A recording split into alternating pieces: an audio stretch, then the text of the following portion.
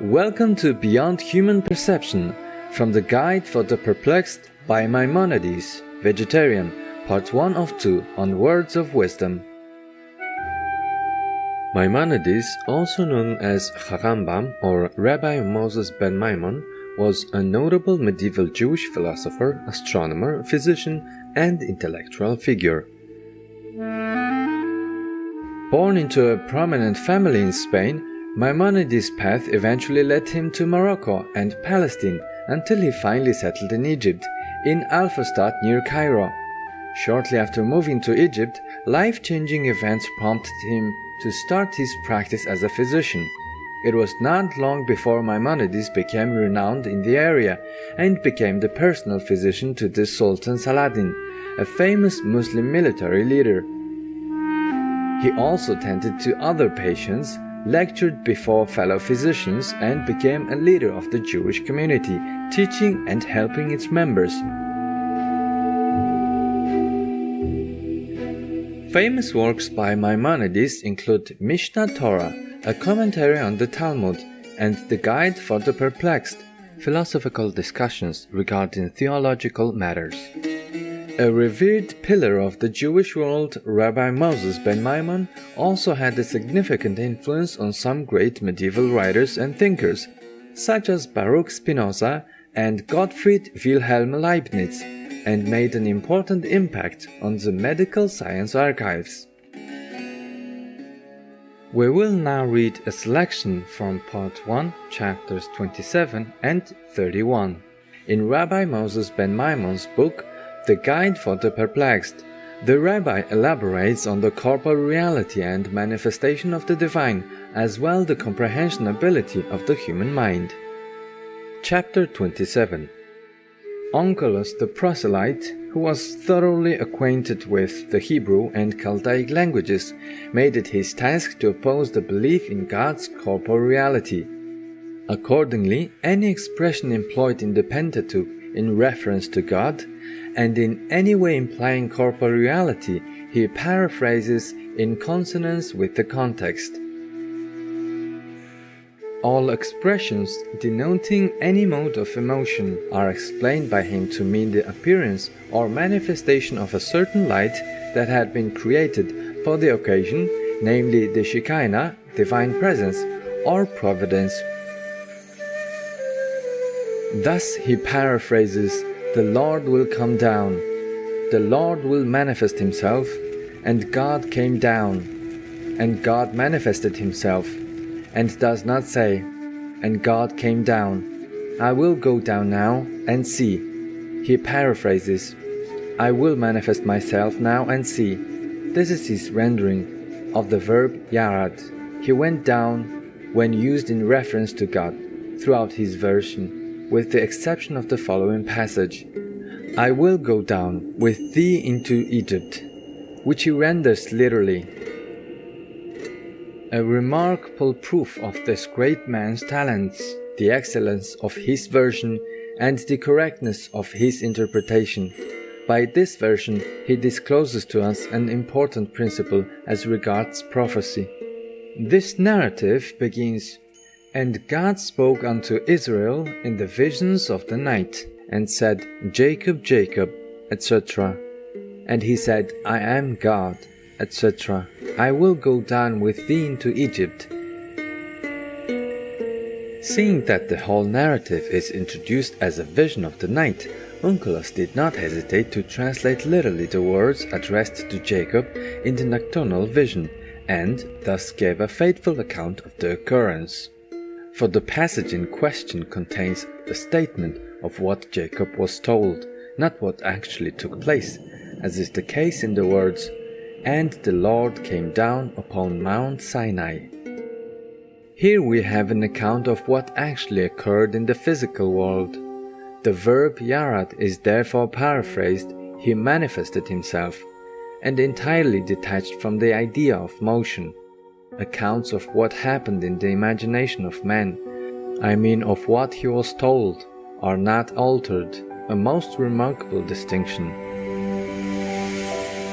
Hence you may infer that there is a great difference between a communication designated as having been made in a dream, or a vision of the night, and a vision or a manifestation simply introduced with phrases like, "And the word of the Lord came unto me, saying," and "the Lord spoke unto me, saying."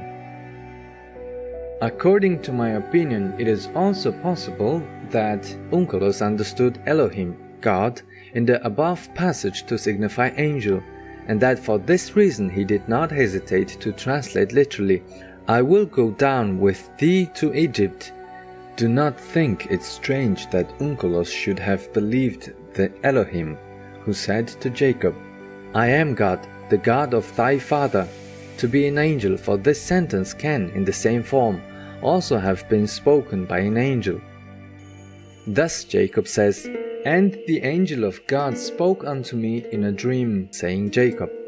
And I said, Here am I," etc., and concludes the report of the angel's words to him in the following way: "I am the God of Bethel, where thou anointed the pillar, and where thou vowed a vow unto me," although there is no doubt that Jacob vowed to God, not to the angel.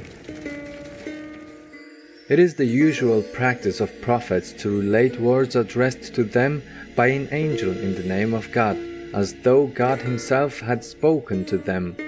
Such passages are all to be explained by supplying the nomen regens, and by considering them as identical with, "I am the messenger of God, of thy father. I am the messenger of God who appeared to thee in Bethel," and the like. Chapter 31. Know that for the human mind there are certain objects of perception which are within the scope of its nature and capacity. On the other hand, there are amongst things which actually exist certain objects which the mind can in no way and by no means grasp. The gates of perception are closed against it. Further, there are things of which the mind understands one part but remains ignorant of the other. And when man is able to comprehend certain things, it does not follow that he must be able to comprehend everything.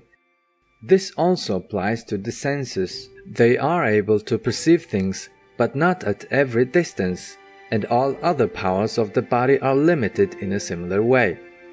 How individuals of the same species surpass each other in these sensations and in other bodily faculties is universally known, but there is a limit to them, and their power cannot extend to every distance or to every degree.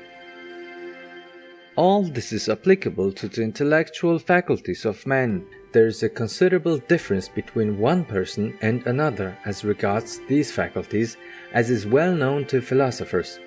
While one man can discover a certain thing by himself, another is never able to understand it, even if taught by means of all possible expressions and metaphors, and during a long period. His mind can in no way grasp it. His capacity is insufficient for it. This distinction is not unlimited. A boundary is undoubtedly set to the human mind which it cannot pass. There are things beyond that boundary which are acknowledged to be inaccessible to human understanding, and man does not show any desire to comprehend them, being aware that such knowledge is impossible and that there are no means of overcoming the difficulty. For example, we do not know the number of stars in heaven, whether the number is even or odd. We do not know the number of animals, minerals, or plants, and the like.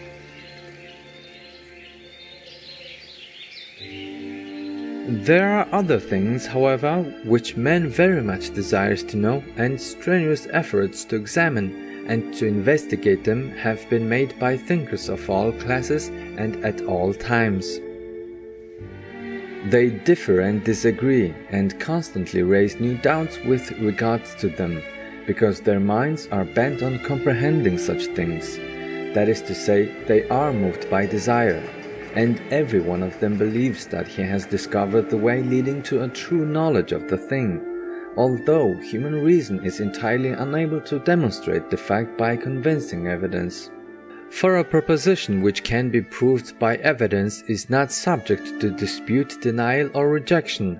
None but the ignorant would contradict it, and such contradiction is called denial of a demonstrated proof.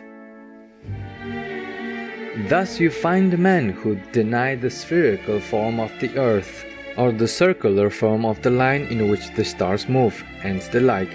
Such men are not considered in this treatise. This confusion prevails mostly in metaphysical subjects, less in problems relating to physics, and is entirely absent from the exact sciences. Alexander Aphrodisias said that there are three causes which prevent men from discovering the exact truth. First, arrogance and vainglory. Secondly, the subtlety, depth, and difficulty of any subject which is being examined. Thirdly, ignorance and want of capacity to comprehend what might be comprehended. These causes are enumerated by Alexander. At the present time there is a fourth cause not mentioned by him, because it did not then prevail, namely habit and training. We naturally like what we have been accustomed to, and are attracted towards it. This may be observed amongst villagers. Though they have few enjoyments and pass a life of privation, they dislike town life and do not desire its pleasures, preferring the things to which they are accustomed to the things to which they are strangers. It would give them no satisfaction to live in palaces and to indulge in baths, ointments, and perfumes.